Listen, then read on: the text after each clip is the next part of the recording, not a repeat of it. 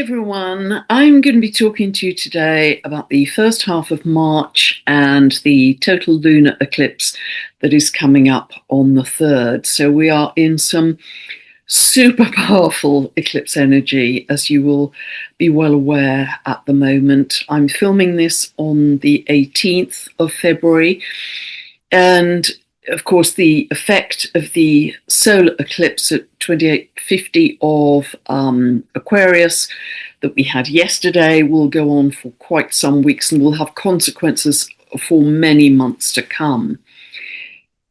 But we are now moving towards that total lunar eclipse, and that annular solar eclipse we anticipated to be seismic. There's still a lot more time to run on that, but certainly we've had some very seismic information, it's fair to say, coming out over the last few days. This is just the beginning. This is absolutely right on time for what was expected, because Aquarius is the sign linked to truth. It's square to, in the annular solar eclipse, it was square to Uranus, the ruler of that sign, and also as a planet. It's very closely linked to truth and awakening. The solar eclipse was virtually at the anaretic degree, the very last degree of Aquarius, and therefore a crisis is thrown up around truth. And that solar eclipse as well was not only square to Uranus, but it was also sesquiquadrate, 135 degrees to Jupiter, also linked to truth and the law, justice, accountability. So we have so much to come. We're just at the very beginning of that process. If you are already feeling shocked, you ain't seen nothing yet. We're just at the beginning. But remember, I've been talking about this for many months, about people in the public eye falling from grace if they've not acted with integrity and transparency. And that's a whole combination of factors. It's Uranus conjunct Algol until kind of mid-March, and that's to do with people losing their heads, having their heads chopped off in terms of losing power. It's also to do with Saturn conjunct Neptune, a reality check on leaders.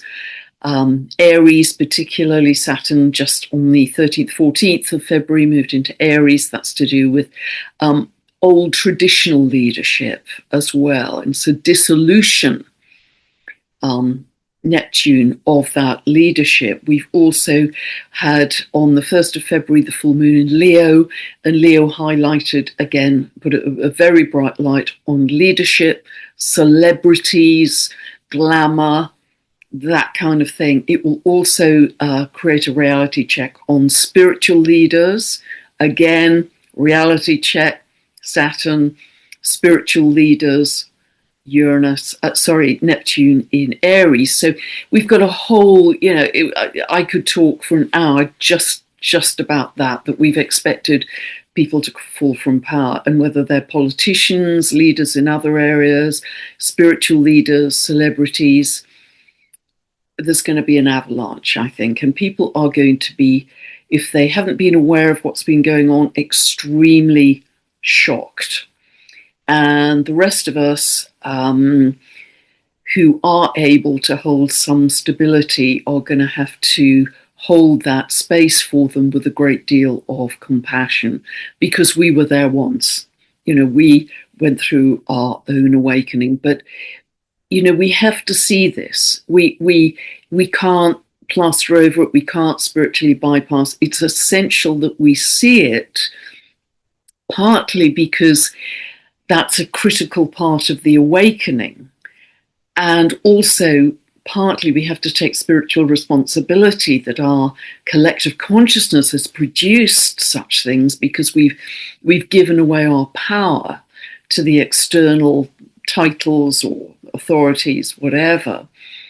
But it's also to create a much stronger conviction that we're never going to let this happen again, that we are going to come together as one humanity, standing in love standing in our light, and we're not going to do it again. And also, frankly, you just can't build a more loving world on rotten foundation. So we have to see it.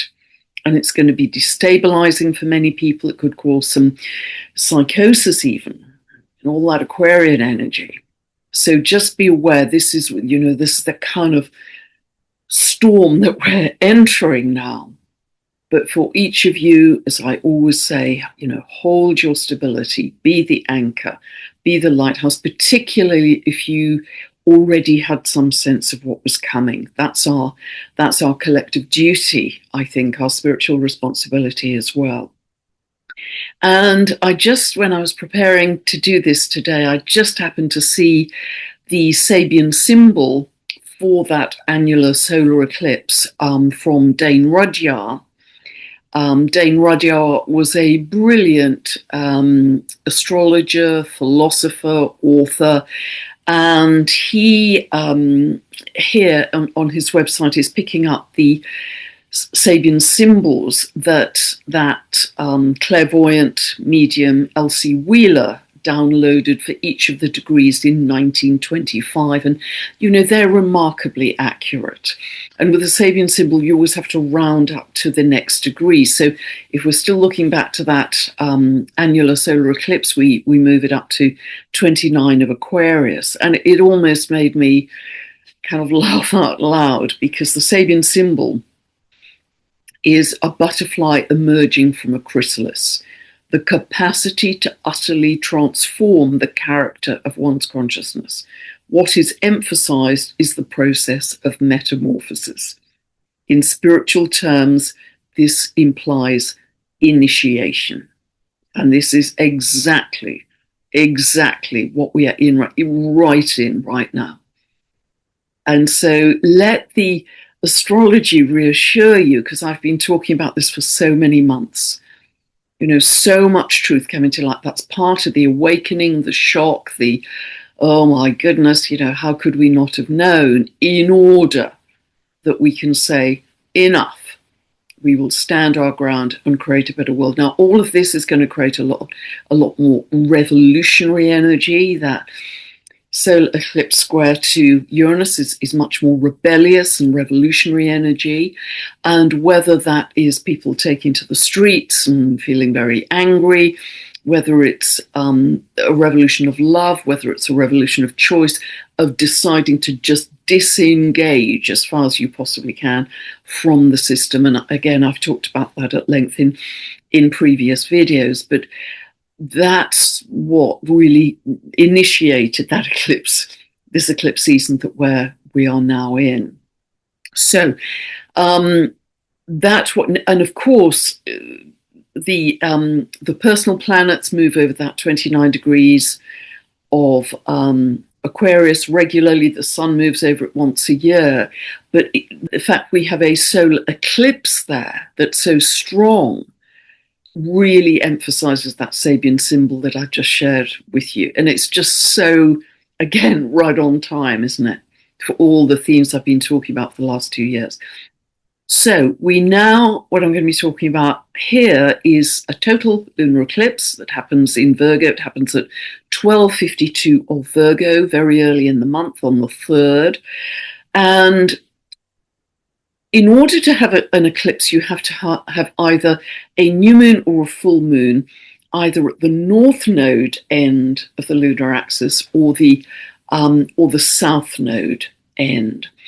And so here in the annular solar eclipse we've just had on the 17th of February, it was at the north node end, emphasizing, that's where the north node is, so emphasizing moving forwards, the future, the new, the visionary as we move forwards. This total lunar eclipse, and it's strong because it's total, is at the south node end. So not only is it a lunar eclipse, i.e. a full moon, i.e. the peak, the culmination of the moon cycle, but it's also conjunct the south node. So it's emphasizing, whether it's in your own life or in the collective, endings, completions, closures. See where 12:52 of Virgo falls in your own chart, which house area. If you don't know what I'm talking about, you can download a free birth chart from my website. Go to the link below. You can get a 2-part video series that you can watch as many times as you like forever, to help you understand, with all of these updates I do, where these points fall in your own chart and what it means for you. This is not a personalized birth chart analysis. These are teaching videos, but it really is the beginning of your astrological journey. So then you can find out which house area, which area of life this applies to for you, and off you go with learning astrology more fully.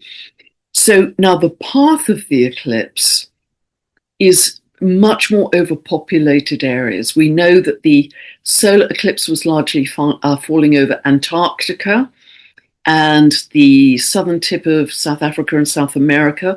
Remember, where the eclipse path falls, it tends to bring some of, at least, of those geographies into the news in some way.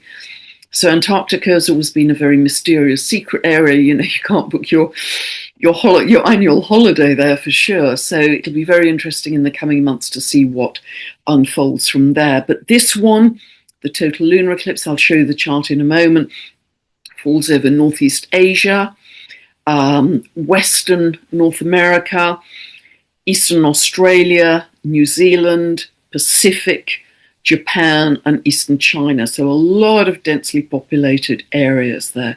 And also, just to say that part of the eclipses, the effect of the eclipses, is either earthquake or volcanic activity. We've had quite a bit of that, having a lot of volcanic activity right now. Seismic, shocking news, etc., events, but also extreme weather. So we've had a ton of extreme weather. I understand there's some fires happening in America right now. They've also had very unusual snowstorms down the East Coast. There have been huge, very destructive storms in southern Europe. Massive flooding currently in southwest France, and also in New Zealand as well. And actually where I am in the UK, huge amounts of flooding. I mean, I think in my particular area, I think this year, which is going on for about 7 weeks now, we're into 2026, I think we've had 1, maybe 2 days with no rain. It's, yeah, we're growing webbed feet here. So, yeah. So part of this is natural, part of this is unnatural. Of course, it's also partly Gaia going through her own rebirth and shedding these millions of years of trauma. So what is Virgo to do with? Well, Virgo is to do with health. So at eclipses, we see things that are brought to light, as we are seeing already with the annular solar eclipse. Things being brought to light that we didn't see before, to do with health, what's going to be revealed with health, because the Pisces-Virgo axis is very linked to that. It's linked to the immune system, it's linked to the blood, particularly the Pisces end. You'll see in a moment, we have a lot of planets in Pisces. It's also linked to systems. So we may see, some systems collapsing, some systems struggle because of there's a lot of geomagnetic activity going on right now, a lot of solar activity and solar storms, etc. And I know that there's some radio blackouts currently, and I think part of the South Pacific areas. So, expect this kind of volatility going forwards, and that's why you have to be stable within yourself when all this is swirling around us. The news, the politics, the revelations, the weather, the flooding, we have to find our own anchor. That's this evolution, this ascension, this upgrade for humanity is through our physicality, through our body. Our bodies are antennae acting between heaven and earth to stabilize these very high frequency, fast incoming cosmic energies, so we can ground them, not only into ourselves, but into Gaia, to help to stabilize Gaia too. So that's what this is all about. It's not an out there, it's an in here. It's an inside job, this whole process. It's also because lunar eclipse is always to do with endings. Virgo is to do with your daily habits, your daily routines. So this could be recognizing that you're very routine. You've done it for years and years and years in a certain way, a certain routine. Can you even change it up a little bit? Do it in a different order, or are you recognizing that some aspects of this just aren't serving you anymore, and you just have to let them go? That's very much, letting it go is very much part of a full moon, and this is a very big full moon.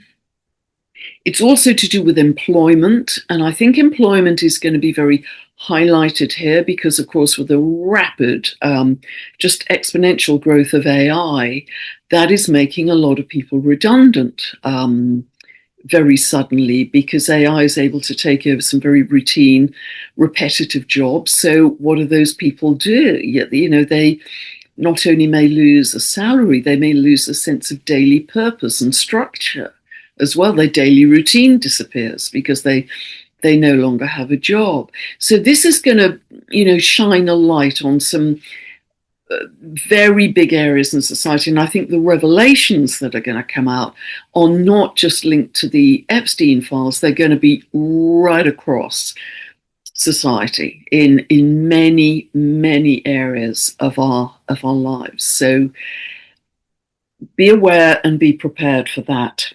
So really think about what is culminating, what is closing, what is completing for you in that house area where 1252 of Virgo lies.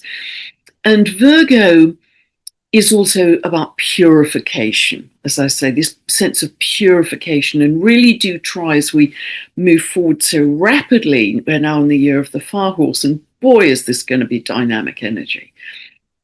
Try and purify your thinking process, purify your diet as far as you are able to, really clean diet. Really say to yourself, do I need to do a detox? This sense of purification, to be as pure as you can physically and mentally, because Virgo, of course, is ruled by Mercury. It's our mind as well, our daily, not good enough, young enough, pretty enough, rich enough, all of that gunge that runs in our head so unhelpfully. Again, post-it notes around your kitchen cupboards, your fridge, etc. What are you thinking about? So you can catch that kind of daily grunge that can pull you down. Also, Virgo is concerned with detail. It's very concerned with micromanaging sometimes, being a bit of a worrywart, or real perfectionism with Virgo. 99% is not good enough. You've got to get absolutely 100%, otherwise you'll beat yourself up. So it's this sense of great focus on detail and getting the T's crosses and the I's dotted, and a sense of the detail needing to be exact and right. But actually, as we've talked many times in these videos, we're moving towards something that's more fluid, more malleable, more flowing, more ethereal. And that, of course, is all the Pisces energy. And you'll see in the chart in a moment how many Pisces planets in Pisces we have. So let's take a look at this chart.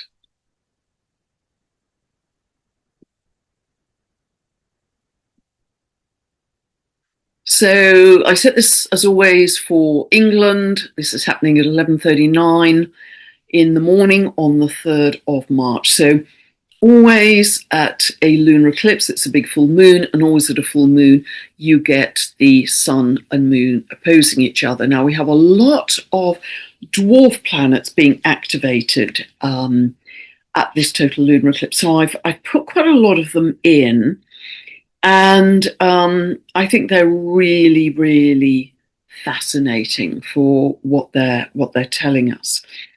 You'll notice I've mentioned we have a lot of planets in Pisces. I think we have 5 planets in total in water because we have Virgo, we have Jupiter and Cancer over here, plus the 4 in Pisces. So we have Mars, Sun, Mercury, the ruler of this lunar eclipse, it rules Virgo, and Venus, plus the North Node. So heavy emphasis in water, and that could well pick up the theme of Neptune at the Aries point, at the world axis, 0 to 2 degrees of the cardinal signs of the world axis.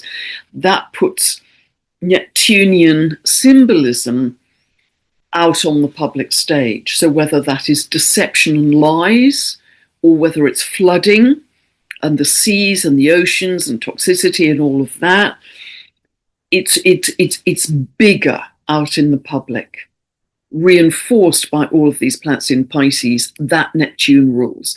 So seas, oceans, flooding, lies, deception, media, drugs of all kinds. Living in a dream, living in an illusion. I think one of the big themes also, if I haven't mentioned it already, of Saturn Neptune is disillusionment. Reality check on the illusion we've lived through. Disillusionment with many things in our lives. And so, yes, a lot of water. And with Pisces, this brings in a great spirituality. It's the sign, more than any other, linked to compassion. Compassion, love for all living beings, a sense of oneness with all living beings, sensitivity to suffering, both human and animal. And I've noticed in many countries, they are bringing in much stricter animal welfare rulings. Much further to go, but prosecution, big fines if there's cruelty, or you keep your dog outside, or you keep it chained, awful things, or, bullfighting being stopped in certain areas, or, marine mammals being released into sanctuaries in the seas. In Italy, this has come up, Poland, France, many areas I've been picking up on social media have been bringing in new rulings, and thank goodness. I mean, that's way beyond time, and it's so good to see that as we have this increasing sense of oneness with our animal brothers and sisters. And also, versus the Virgo perfectionism and the detail, with Pisces, there's a sense of no limits. Limits are off now. Neptune on the world axis is also limits are off. We are into a time of infinite possibilities that Dr. David Clements talks so much about, and I know you've really enjoyed his videos. On this same theme of flooding, we have Gong Gong, a dwarf planet here. I think it's pronounced Gong Kun, at almost 6 degrees of Pisces, conjunct the North Node. He was the Chinese god of water and flooding. And this can be literal flooding. It can also be, Alan Clay has suggested, a flood of insights, because, of course, Pisces is incredibly psychically tuned as well. And that's going to come in strongly from this point on. I mean, you're feeling it already in your dreams, your meditations. You're feeling so much more, the sense of connection. And in the myth with Gong Kun, he was in a competition to become Chinese emperor. He lost that competition, and in his fury, he smashed his head against the pillar that holds up the sky, and he was said to actually tilt the sky. So let's hope nothing so dramatic happens at these very seismic times, but that's the myth. But I think certainly flooding is going to be highlighted, but floods of insight, I think, is a great way to look at Gong Kun there. Mercury is the ruler of Virgo. Mercury is conjunct a dwarf planet we've talked about in the past, a creator farmer god called Teheron Hayawako at almost 23 degrees of Pisces. So ruler of the lunar eclipse conjunct the creator farmer god. And his focus was to make sure that there was a harvest that was coming, make sure there were enough seeds to plant for the harvest. And what I'd strongly suggest to you, and I've suggested it before, with all of these extreme weather events, just buy a very inexpensive sprouter. It's a thing that comes usually in a stack of 3, and you can, again, very inexpensively buy dried lentils or chickpeas, or you can buy a whole bag of sprouting seeds, and all you do is put those on. It's normally 3 layers in this sprouter kit, and you just spray it, each of those layers, twice a day with a spray bottle. Keep it in light, keep it on a windowsill, and even if you live in a small apartment, everybody has a windowsill. I'd really suggest you do that, because they give incredibly powerful nutrition. If the weather is making food production a little more challenged, so I'd really suggest, such an easy, cheap thing to do. Also, Mercury in Pisces is moving from this analysis, this mental analysis, which Virgo is very connected to much more feeling of intuition and meditation and surrender to what is. This, I feel particularly with Venus here. Venus is exalted in Pisces. She's super happy in Pisces. This is Christ consciousness energy, not in terms of any religious link, but in terms of a very elevated universal love. That's what I mean by Christ consciousness energy. A kind of divine love, if you like. That's a very good way to express it. A divine love for all sentient creatures. We also have, as I say, Neptune right on the world axis. That's between 0 and 2 degrees of the cardinal signs. And so Saturn, as I've mentioned many times, is very helpful here in grounding it, building it. We're going to birth it with love. They are both conjunct Venus in Pisces, very positive. We're going to birth it with love. And Saturn will stay in Aries, so that's literally building Saturn, the new Aries, until April 2028. So we are now into a powerful building phase of new Earth. Yes, the old is collapsing very, very clearly. I mean, it's just all over social media. But we don't have to wait for it to be burned to the ground at the same time. New Earth is coming up, and New Earth is embodied in us. We are New Earth, as I've talked about. Saturn and Neptune also conjunct Manwë. I've talked about dwarf planet Manwë. He, with his wife Vada, actually originally created the cosmos. He's the highest archangel, closest to the mind of God. He is very much about the initiation of the new. If you could build the universe the first time around, he can certainly do it the second time around, which I think is absolutely where we're at. Also, if we move to our moon here, the moon is conjunct dwarf planet Orcus. Now, Orcus is the Etruscan god of the underworld. He punishes those who violated sacred and divine law. I think that's absolutely where we are. I mean, you think, people initially were saying, these dwarf planets are so abstract, they've got no relevance to society. Well, I think they have, actually.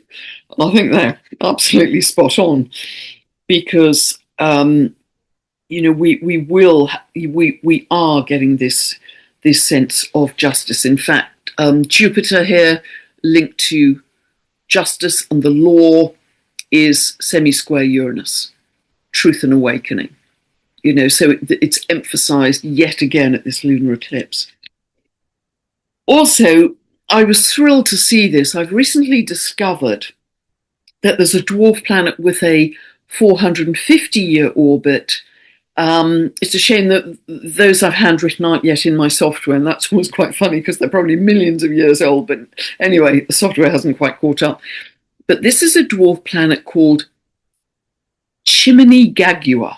Chimney-Gagua at 18 degrees of Virgo. So it's conjunct this lunar eclipse. It was named back in August last year. And it is the creator of light in the world. It's the creator of light, and it comes from the myth of the Muisca people, Muisca,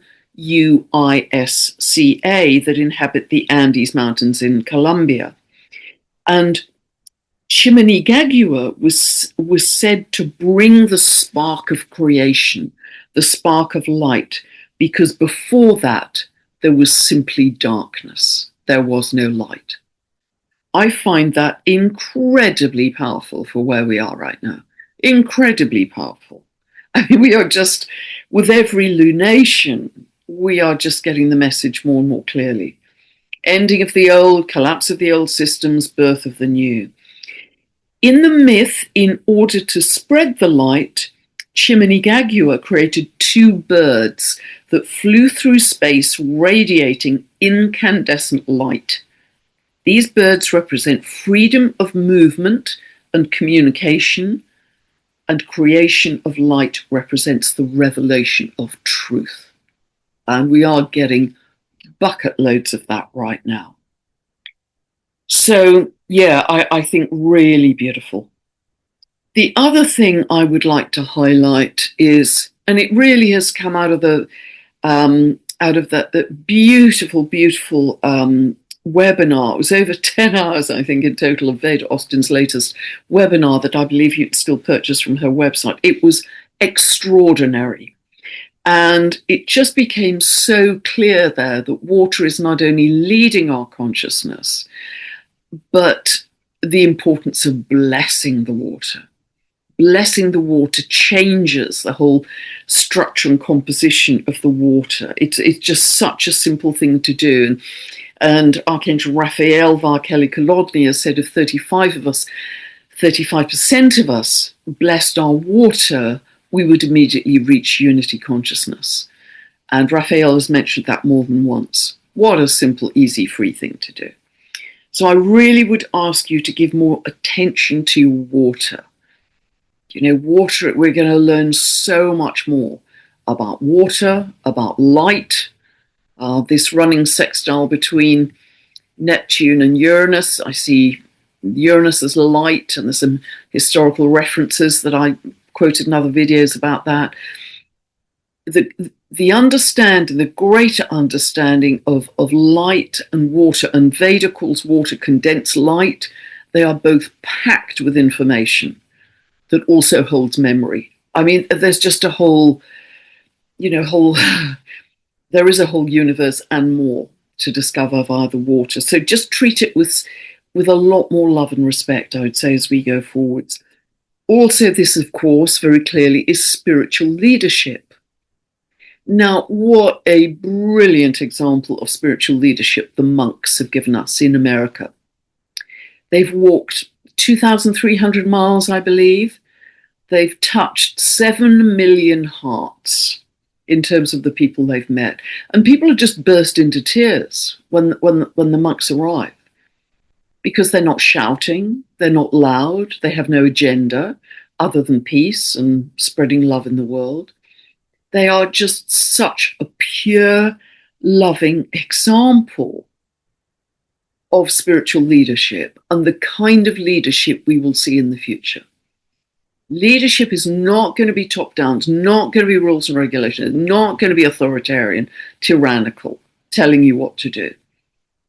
It's going to be just birthed from this radiant, blissful presence of love and peace. That's the new leadership. And so the monks are a beautiful example. It doesn't have to be loud to be powerful. They were so quiet and peaceful, and see what effect that has had right across America. People are talking about it all over. So also be your own spiritual leader, your own spiritual hero. And you do that again, not by shouting, but by cultivating your own radiant, blissful presence as often as you can as you move through your day. We have Jupiter which is not only in the sign it's exalted in Cancer, but the very degree that it's exalted in, 15 of Cancer, conjunct our spiritual star Sirius. And it is trine to the sun here, beautiful, really wonderful positive trine. So it's expanding our heart energy, the sun, and it's very much about expanding our, not only our compassion, Pisces, but our nurturing, our care for others, Cancer. You know, we are going to be birthing this much greater sense of those who've been excluded or punished in awful ways or really suffered in recent past. We are going to feel 10 tons of compassion and love and care and nurturing. You know, we're going to be moving beyond our individual boundaries. We will want to open our hearts. It will be just instinctive. Also, Jupiter is trine to the ruler of this lunar eclipse, Mercury. This is great for future visions, expansive ideas, what's possible.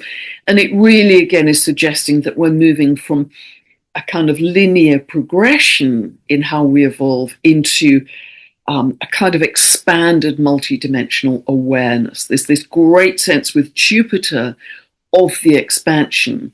With Mercury, this is how the mind works, how consciousness works, big expansion. And that's going to be accelerated 100-fold once Uranus moves into Gemini on the 26th of April, Gemini also being ruled by Mercury. I think we're going to have an explosion in the understanding of consciousness.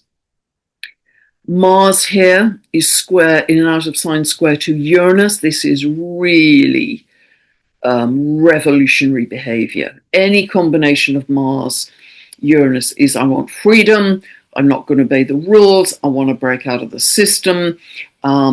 Very strong impetus for freedom. And so, yeah, it's with all that comes out, that is going to be very understandable. It's slightly softened by the fact that Mars is in Pisces, but it's also, you know, it's also linked to, because it's in aspect to, it's in a sesquiquadrate here, 135 degrees to Jupiter. It's fighting for what we believe in, not being humble, Virgo, not just being people-pleasing in any way, but standing up strongly to fight for what we believe in. Belief systems, Jupiter. Fighting for causes. Fighting for truth. Uranus and Jupiter. Accountability. So, you know, some really strong themes here. I also think that Mars in an exact, to the degree it's only, 5 minutes away from exactitude, square to Sedna, is energizing this metamorphosis that we're going through. And, you know, in my conversations with both Kelly Kolodny and with David Clements, they've talked about telomeres strengthening and lengthening, which is going to extend our age and improve our health, etc. But also other people, you know, I've mentioned Richard Rudd several times, that he's talked about Pluto entering gate 41 in his gene key system. That was on the 30th of January last year, I think 2025, and that triggered the activation of methionine, an amino acid that will create a kind of cascade of genetic changes, genetic upgrades across all species, human, animal, plants, microbes, everything that's living in our world. So it's just the beginning of that at the beginning of last year. But, you know, all of this is going to be infinite evolution. We're just in a super concentrated period of it, as I've talked about many times. So, yes, so some wonderful things, very powerful things at this lunar eclipse in Virgo. And remember the effect of this. We're in this eclipse period until really end of March. But the consequences of the eclipses, both the solar and the lunar, go on for another 6 months. And so what about other important things in this first half of March?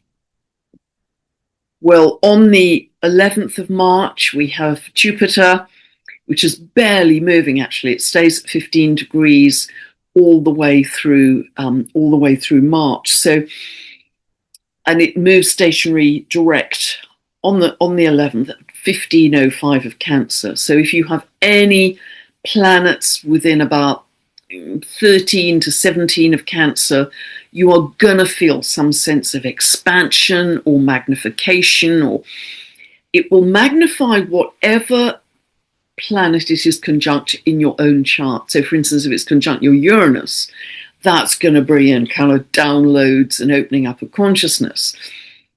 You know, if it's conjunct your natal Mars, it's going to be fighting for causes. I always get a sense of the crusades there. You know, fighting for your beliefs. Is it conjunct your natal Venus? That's going to bring in popularity or maybe even some money for you, etc., etc. So it depends which planet it is coming conjunct to, but it will magnify that, and it also tends to expand the house area that it is moving through, but it's magnified about a week to either side. So, you know, from that total lunar eclipse into, the 18th, 19th or so, into the next lunation, in fact, the new moon in Pisces. And also, of course, don't forget, we haven't talked about Three Eye Atlas for a little while, but the final flyby of Three Eye Atlas is going to be past Jupiter on the 16th, 17th of March. It then exits our solar system to who knows where. Who knows if it will ever come back. It's not on an orbit, we don't believe. This is a one-time flyby. I don't believe it's the first of interstellar visitors. I believe it's the first of many, many to follow.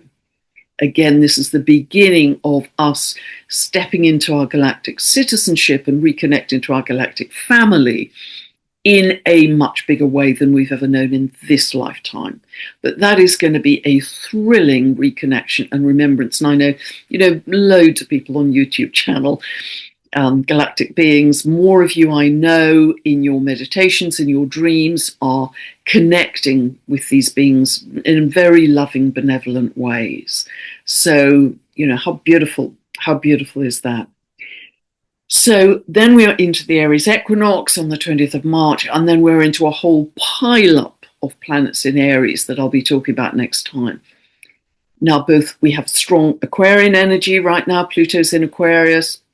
We've had a lot of the personal planets moving through there already. We have more planets in Aries coming up in early April than I've ever seen, more orbiting bodies. Both Aquarius and Aries are linked to speed, independence, freedom. Don't box me in. So we're gonna, with this year of the fire horse, this dynamism, this passion, this no constraint, this, you know, we're going to have this tremendous feeling of a huge number of events kind of crashing in at us from the outside. Is it true? Is it not? There is going to be, I sense, misinformation in the lists that come through. So don't think that everything you're reading and seeing is necessarily truth. This is going to teach us discernment. Discernment not from the head, because it's the lunar eclipse in Virgo. We're using the head as our principal navigation tool. The head is going to come from the heart and our intuition. That's what the pile-up in Pisces is about, our intuition, our heart. They're going to be our navigation tool going forward. So if you see, you know, names coming up, don't think they're automatically true. Use your own discernment and your own judgment with this. But there's going to be a lot coming at us. And there are going to be zigzags and distractions. You know, one day it seems to be going this direction, good guy, bad guy. The next day it's going in another direction, good guy, bad. You know, we are going to be really knocked sideways if we're focused on the external. And that's why I would love you to make your inner state way more important than your external reality. make your inner state way more important than your external reality. Your state of being is your top priority. Everything cascades from that. You must get bored with me saying that, but it's so important, because we're going to have so much overstimulation, because what's going to come up is not just what you're seeing currently from the Epstein files. It's going to be almost every aspect of society, I suspect. Our history, who are we as humans, previous civilizations, etc., etc. Lots to come. So turn inwards. Turn inwards. Give yourself the gift of at least 4 times a day. This will take minutes. Shutting your eyes and taking 10 low, long, slow breaths. That will take very little time out of your day. But at least 4 times a day, more if you can do it, just a few minutes each time. Just do that. Or go onto the meditation page of my website. There's a yogic baby belly breath that I talk about there. It's fabulous for just warmth, bringing you back to a much more coherent state. And there are 2 free 15-minute meditation. Everything on there's free on the meditation page as well. Fall in love with your breath. Fall in love with your breath. Fall in love with that blissful state of being, because this isn't selfish. The more you can create that internally, the more you're broadcasting it out to the collective to help everybody else out there. Because we will be needed. If we have any kind of inner stability, we're going to be needed out there. Emblazon heart coherence on your consciousness. Emblazon heart coherence on your consciousness. You can reach heart coherence by doing what I've just talked about, or using the yogic baby belly breath, or candle gazing. There are many. Go onto a HeartMath website. They talk about their heart coherence lock-in and their heart coherence breath. They have so much research on heart coherence. So this is all free, simple stuff to do. So emblazon heart coherence on your consciousness, just like it's on the dashboard of your car. In neon lights, that's where we're going. Cultivate radiant, blissful presence. That fall in love with stillness and silence, not social media where you're doom scrolling. Fall in love with your breath. Fall in love with stillness and silence. These are great tools, all free. Everybody can use them and do them every day, anywhere, where you are. On a park bench, anywhere. Even in your office, you can close your door and close your eyes for a few minutes, 3 or 4 times a day. So really try and cultivate this within yourself. And as things speed up on the outside, can you commit to the big slowdown internally?